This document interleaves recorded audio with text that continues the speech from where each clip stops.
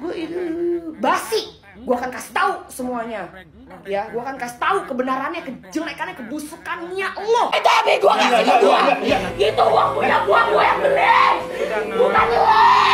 Saya bilang kamu tenang, kamu diam dulu. Kasih HP gue dulu. Kasih HP gue dulu. Kasih HP gue, itu uang gue doang. Itu uang gue yang beli. Iya nak. Itu uang gue yang beli. Kita pulang ya nak. Kita pulang Kasih nak ke ya. gue. Iya nak, kita pulang ya nak ya. Kasih ke gue. Nak, kita pulang ya nak Kasih ya. ke gue. Iya nak. Kasih ke gue dulu. Ambil nafas dulu nak. Ambil nafas dulu nak. Ambil nafas. Kasih ke gue. Loli, ayo pulang. Nggak, jangan apa, nggak mau. Kenapa nggak mau? Fadil, tolong Fadil. Ada di penjara. Fadil, nggak mau, jangan Fadil. Ayo pulang. Enggak, Fadil. Kenapa nggak mau? Enggak, jangan paksa aku, tolong. Tolong, Fadil. Kan nggak ada. Enggak, Fadil, tolong Fadil. Dokter Oki ada. Amici, aku punya rubrik baru namanya POVJ, Point of View Jiglisius. Kalau biasanya kan kita bikin GRWM sambil skincarean, sambil dandan. Sekarang aku ganti, kita sambil ngobrol-ngobrol aja. Karena kalau sambil skincarean kadang suka nggak fokus kan ya. Nah, di sini aku mau share tentang point of view aku terhadap masalah-masalah yang lagi rame. Kalau misalnya kalian setuju sama aku, kalian boleh tulis di kolom komentar. Kalau nggak setuju juga nggak apa-apa, kita bisa sharing, kalian bisa tulis pendapat kalian di kolom komentar. Tapi komennya, debatnya santai aja ya. Let's agree to disagree.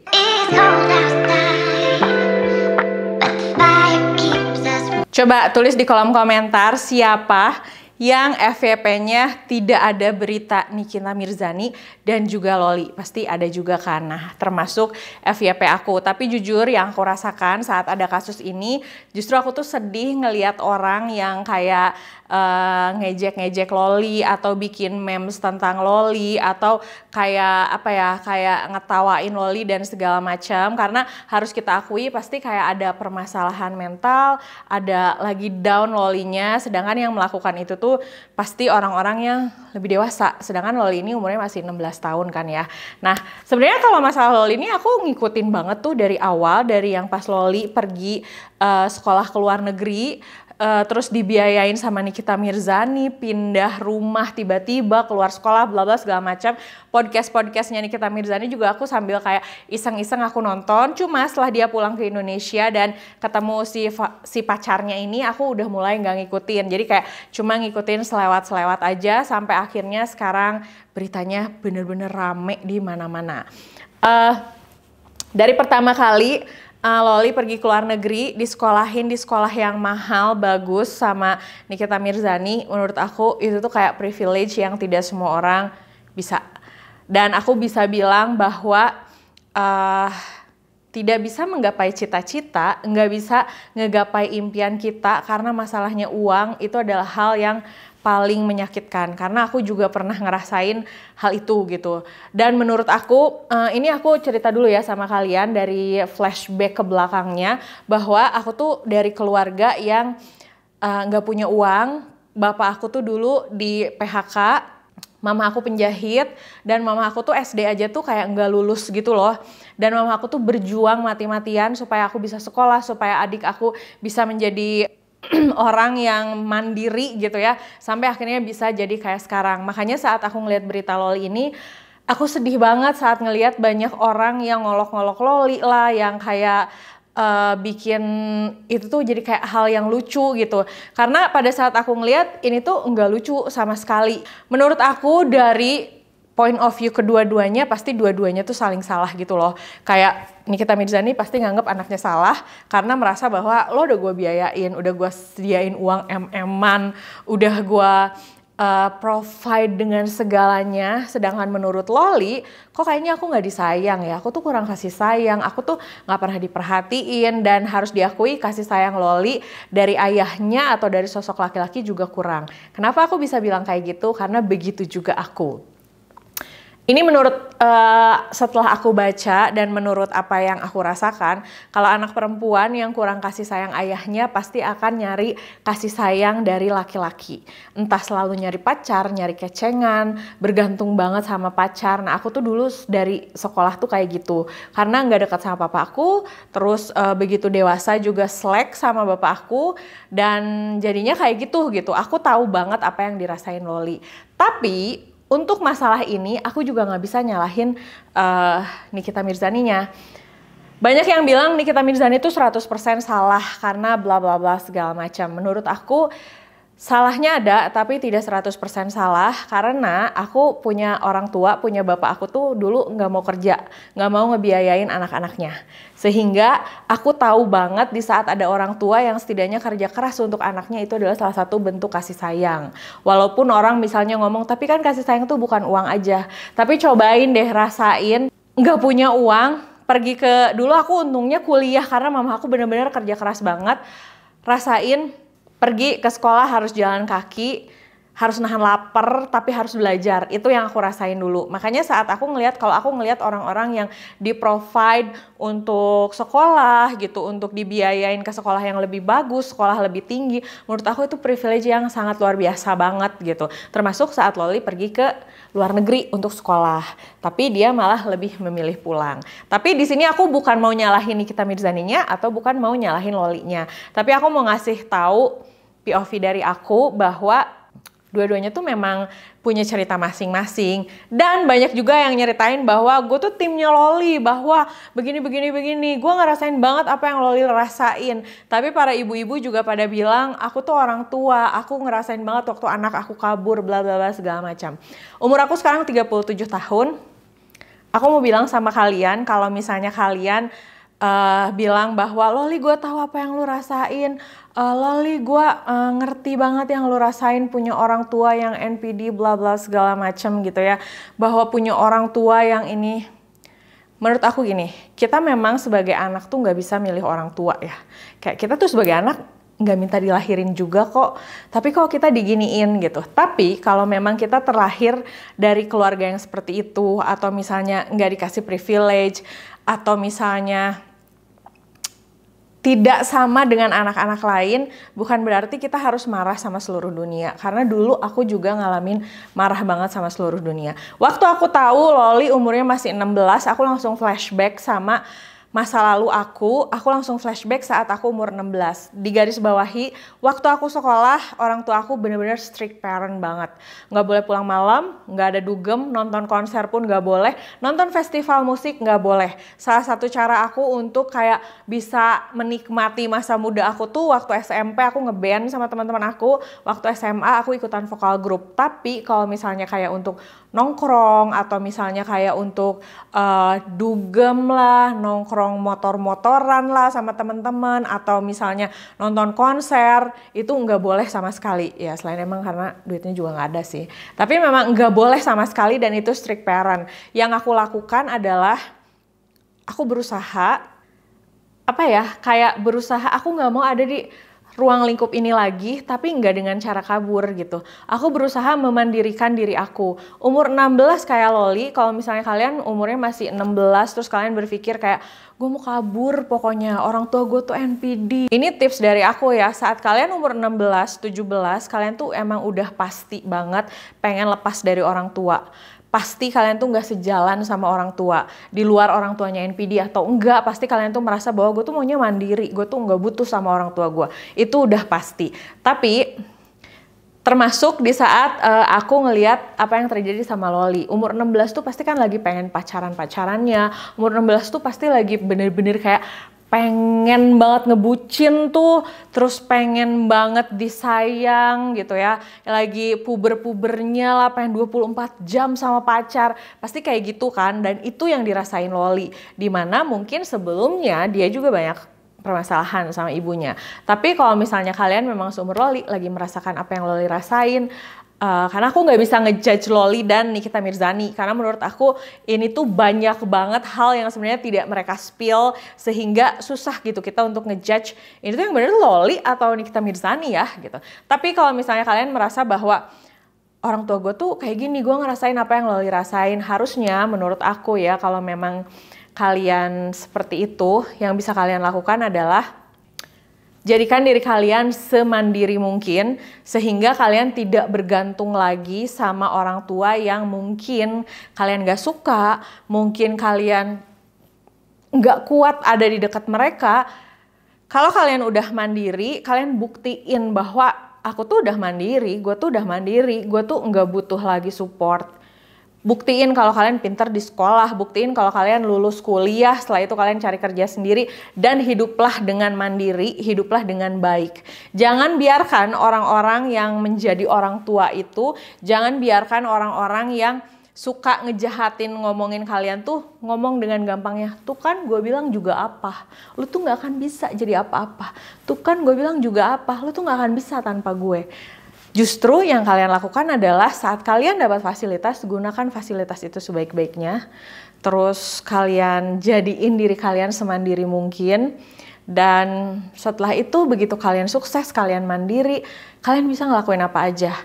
Dan menurut aku salah satu cara yang bisa dilakukan saat kalian punya orang tua yang problematik gitu, kalian bisa jaga jarak aja sih saat kalian memang sudah mandiri. Jaga jarak, boundaries itu penting gitu. Karena menurut aku, kita hidup di Indonesia, susah banget untuk mutus hubungan sama orang tua. Tidak semudah itu. Kita mau mutus pun kemungkinan ya orang-orang sekitar tuh akan ngomong, nggak boleh gitu jadi anak, nggak boleh jadi anak durhaka, bla bla segala macam. Nggak bisa. Tapi yang kita bisa lakukan adalah kita ngasih boundaries, kita ngasih batasan, dan ya kita menjalani hidup kita sendiri gitu. Kalau misalnya memang merasa bahwa kayaknya orang tua aku tuh nggak sehat deh, kayaknya orang tua aku tuh menjadikan aku anak yang tidak stabil deh. Nanti saat kalian dewasa, nanti saat kalian sudah bisa mandiri, kalian bisa cari pengobatannya sendiri lah. Karena balik lagi saat zaman-zaman aku kuliah, orang tua aku nggak yang NPD sampai parah berproblematik seperti itu ya. Tapi orang tua aku tuh strict parent banget. Saat SMA dan kuliah, bapak aku tuh nggak mau kerja dan nggak mau membiayai anak-anaknya. Mamah aku tuh harus jadi penjahit demi aku lulus kuliah. Saat aku lulus kuliah tuh ternyata biaya kuliah aku tuh ngutang dan aku tuh harus bayar utang-utangnya gitu. Tapi di saat itu aku juga punya orang tua yang cukup strict parent. Nah, yang aku lakukan saat itu adalah aku berusaha nyari uang sendiri, berusaha sebisa mungkin, semandiri mungkin supaya bisa lepas dengan semua yang menurut aku jadi beban buat aku gitu. Nah, kalau misalnya kalian masih umur 17, 16, terus kalian berpikir bahwa udah gak betah di rumah, udah gak kuat, ya jadikan diri kalian mandiri gitu, entah dengan misalnya buru-buru lulus sekolah, buru-buru lulus kuliah, cari uang sendiri, jadiin diri kalian semandiri mungkin. Karena menurut aku untuk kasus Loli ini, dengan dia dikirim ke luar negeri, di sekolah yang bagus banget gitu ya, mahal, itu tuh menurutku fasilitasnya harusnya diambil dengan semaksimal mungkin. Lulus dari sekolah di situ, dia ambil lagi kuliah di luar negeri, karena setahu aku tuh kalau nggak salah Loli pinter sih sekolahnya.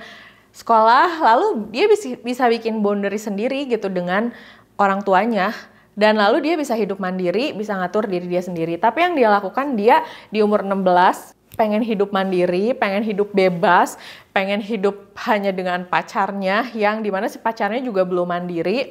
Yaitu kan akhirnya mendatangkan banyak masalah gitu. Dua-duanya masih muda banget, sekolah juga kayaknya belum tamat-tamat banget.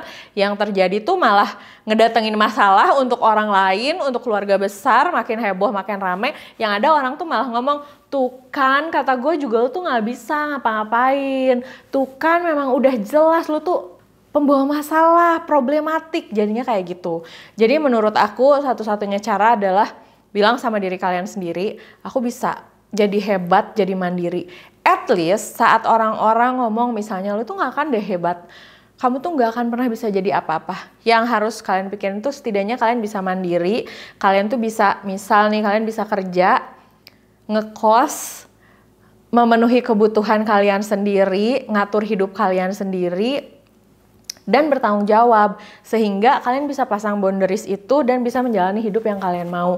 Bukan artinya dengan kabur masih umur 15, 16, nyari kerja belum bisa, jadi mandiri belum bisa, jadinya ngerepotin siapa? Ngerepotin keluarga besar gitu. Jadi menurut aku ya kita sebagai anak memang tidak bisa memilih mau punya orang tua kayak gimana. Kita juga nggak bisa milih kayak aku sih maunya punya orang tua kayak Raya ya, bisa nyekolahin aku dengan tinggi, nggak bisa kan. Nah itu tuh salah satu art of life lah menurut aku, sehingga kita memang harus pinter-pinter banget untuk apa ya,